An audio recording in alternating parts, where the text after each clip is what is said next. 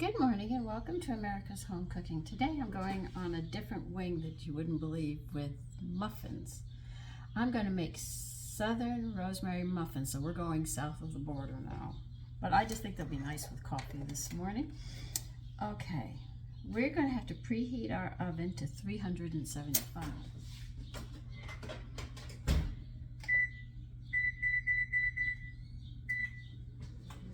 We're going to have to grease a 12 standard size muffin pan.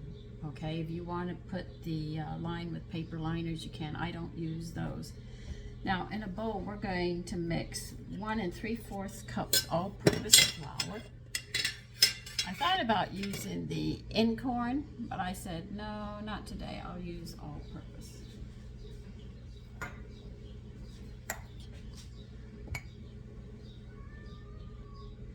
Please remember to measure level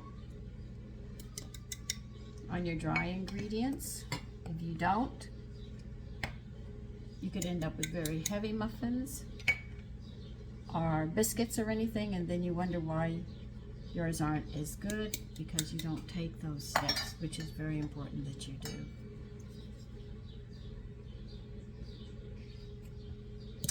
Right, that's 1 3/4.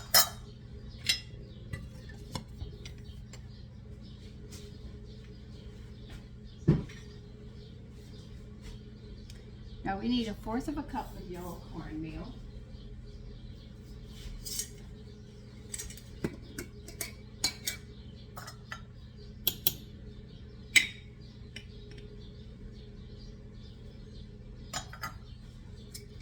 Two tablespoons of sugar. Unless I specify which kind of sugar, it's just regular white sugar.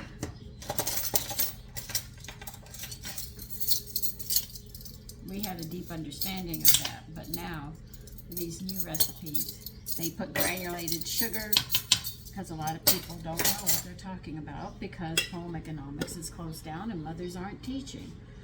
All right, I'm gonna have to go out in the yard and get the next ingredients, so we'll have to hold off on that for a minute. You need 1 tablespoon baking powder.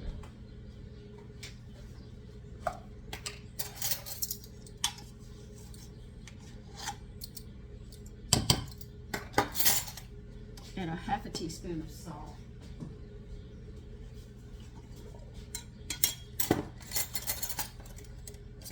Should be it right about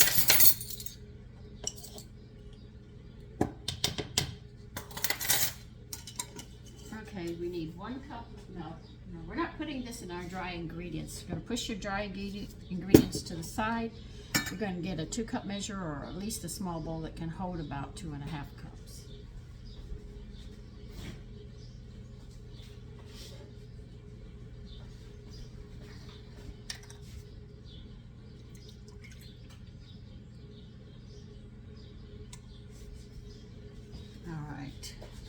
And to this milk, you're going to add 1/4 cup, which is 1/2 stick of butter, or better yet, 4 tablespoons.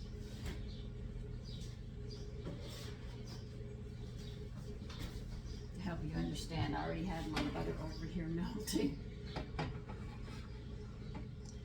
And you're also going to add 1 large egg.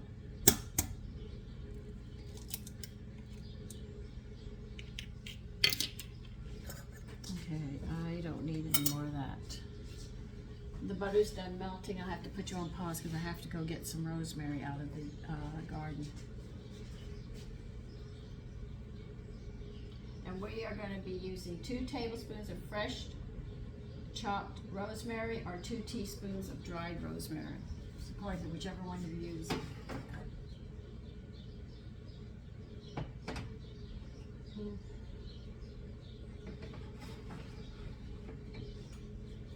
Just waiting for this. Mix your dry ingredients together. And while I'm at it, go ahead and put a tablespoon of wheat germ into those dry ones.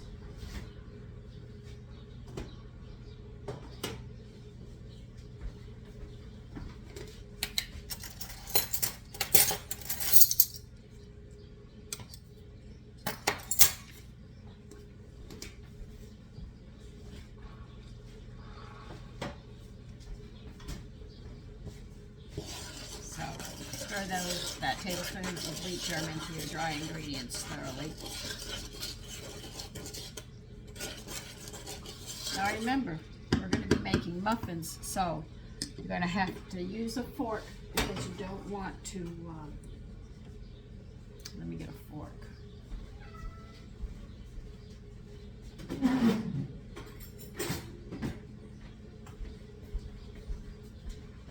You do not wish to overbeat your muffins or they're going to come out flat. Right now I'm beating the egg and milk together, and I'm slowly going to pour the 1/4 of a cup of melted butter into it. Make sure you continue stirring so that way your egg doesn't cook.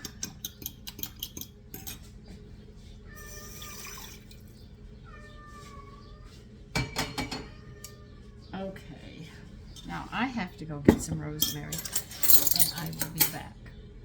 Okay, I got my rosemary. I don't know how much I have here yet. I just went out and cut some. It smells so good.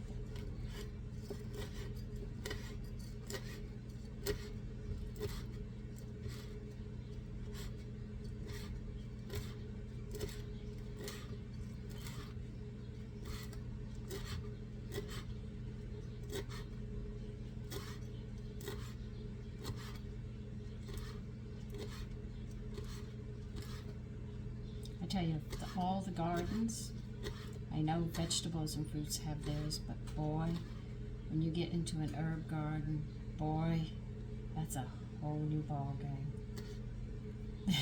The smells are just so unbelievable.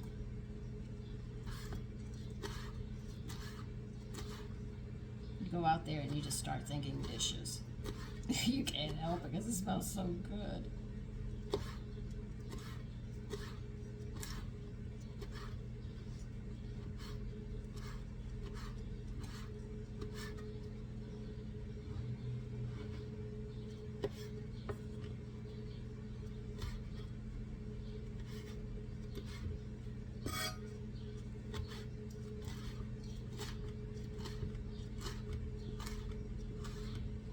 The smells just come through so strong as you're chopping them.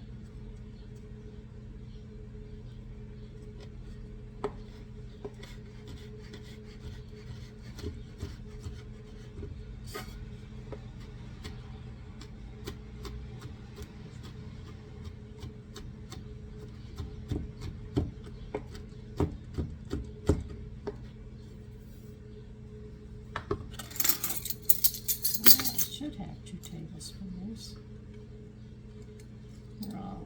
Put this in your dry ingredients, your flour mixture, I should say. Okay, I need a little more.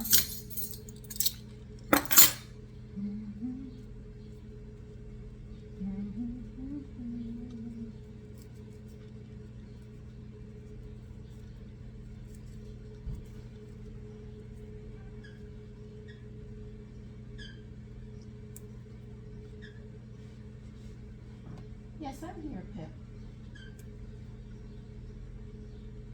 He's starting to feel better now. I'm so happy. I was really worried about him for a while because he is very old. So every morning we wake up, we don't know if he's going to be with us much longer.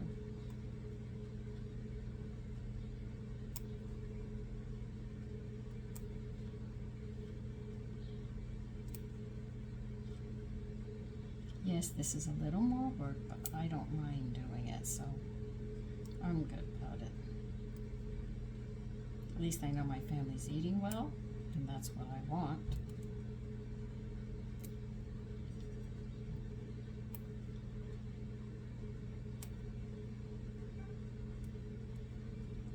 Who is that?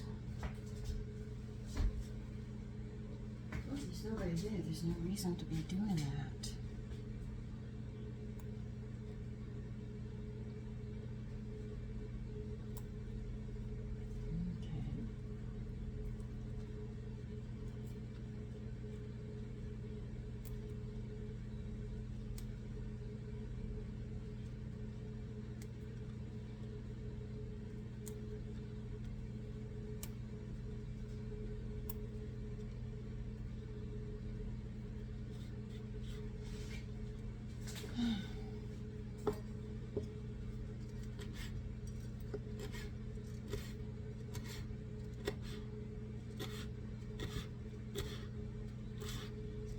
by chopping it up, you're going to get those flavors coming out, the oils from the leaves.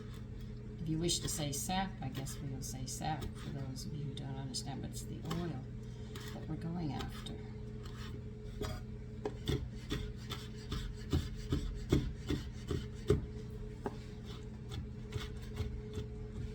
Yeah, this should do it.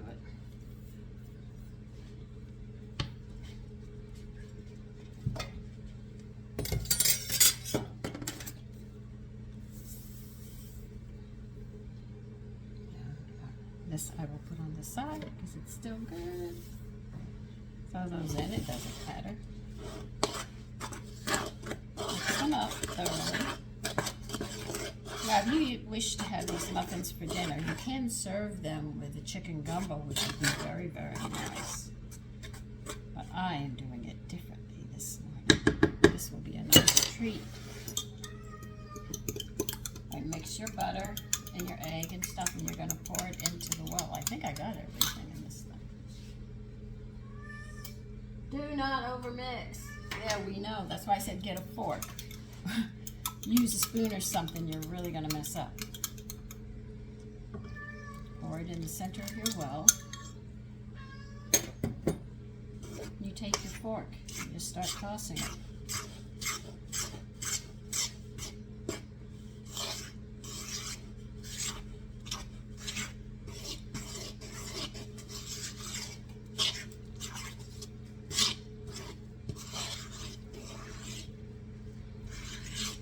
See how nice this is? I'm just going to look underneath it. There.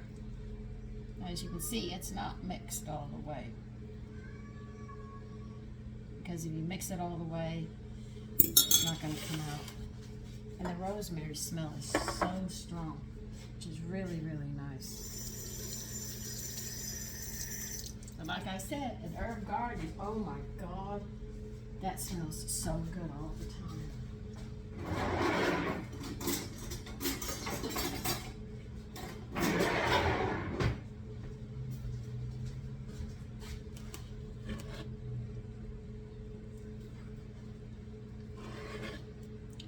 And sometimes you want to excite your family when they get up in the morning.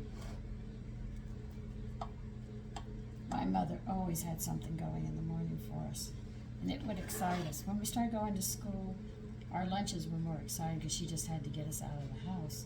She didn't have time to do some things, but she always made sure we had something exciting to eat.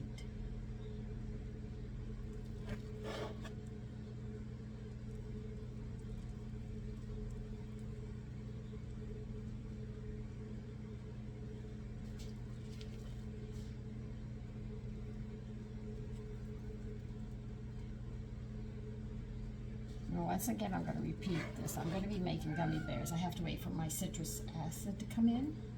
Down. No. No. And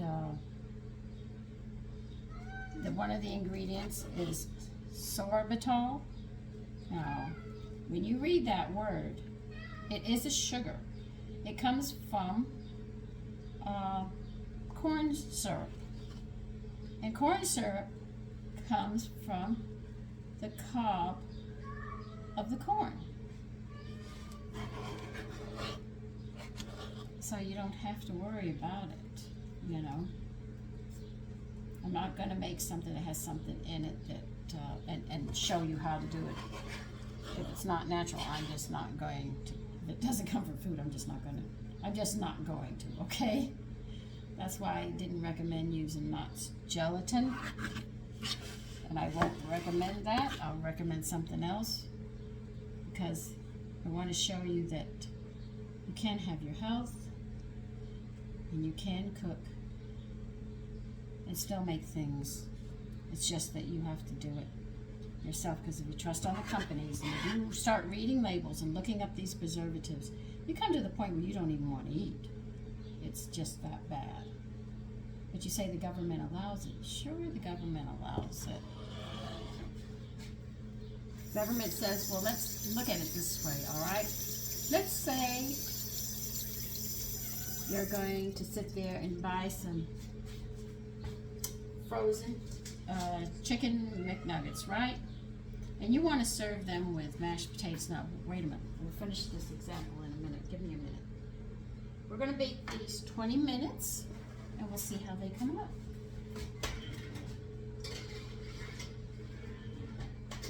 20 minutes.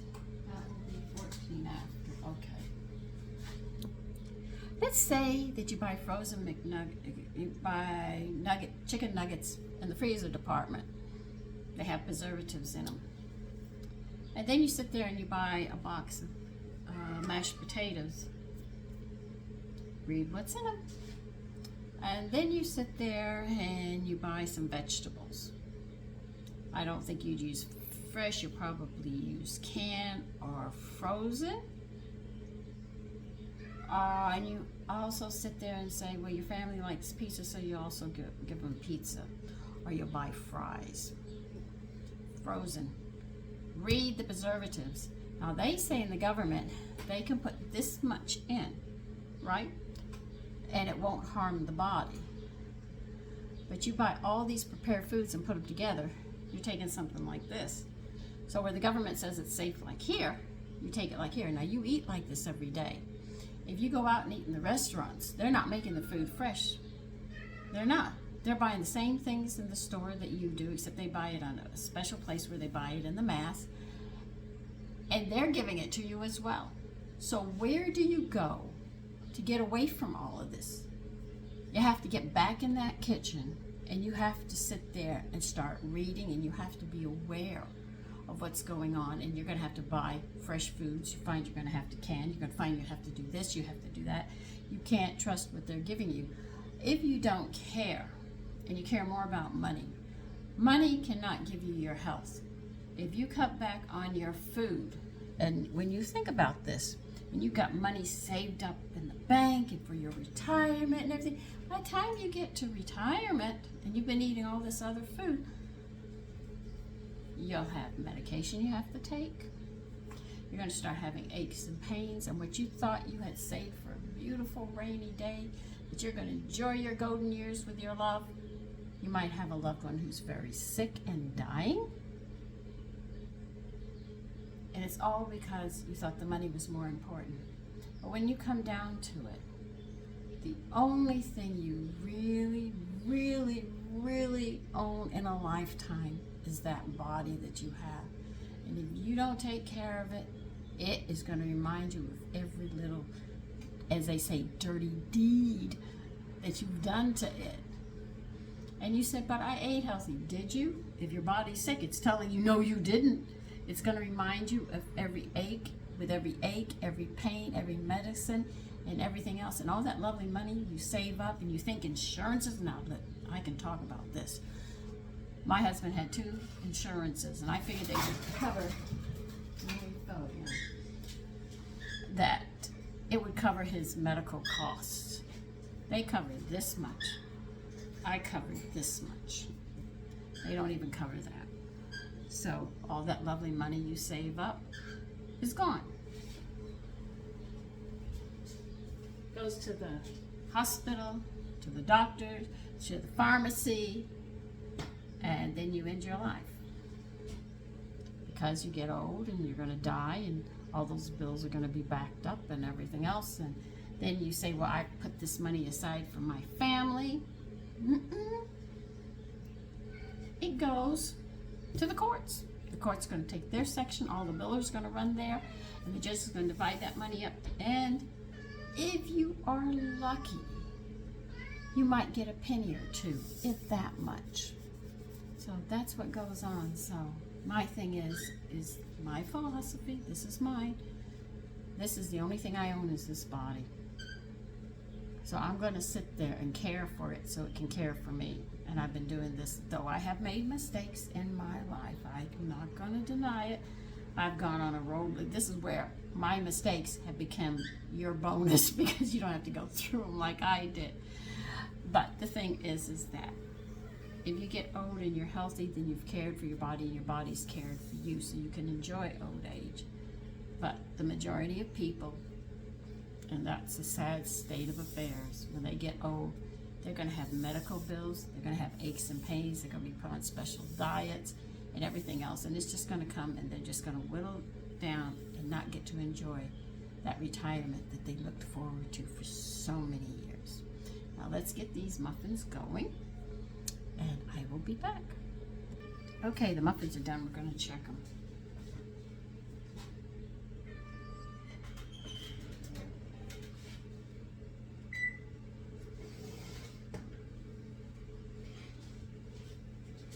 I have to say, if you love the smell of rosemary, these get you going. My stomach is already growling because I haven't had breakfast yet. And they are letting me know. My stomach is letting me know. But I want to show you these. Aren't these beautiful? Here they are. Let me get a plate.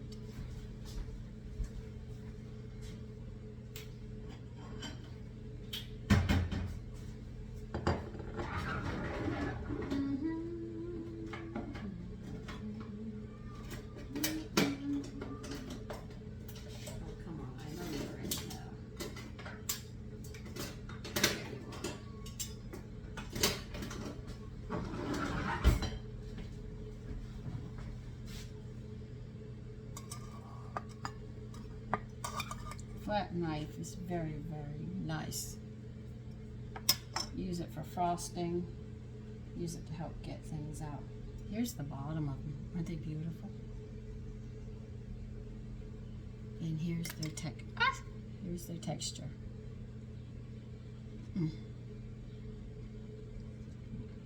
Now we're going to try it.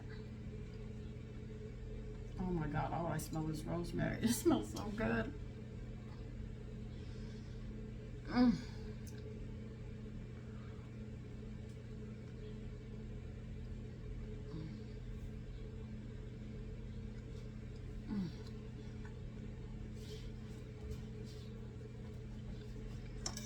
These are delicious.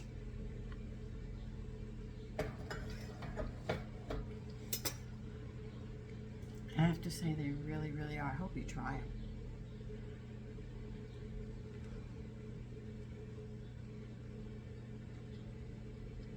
If you bite into it, the rosemary comes right out. You can smell the oil of the rosemary, which is really nice. A beautiful texture. Anything I put on these, the only thing I think I would put on this is butter if you want to keep that rosemary flavor going. But plain,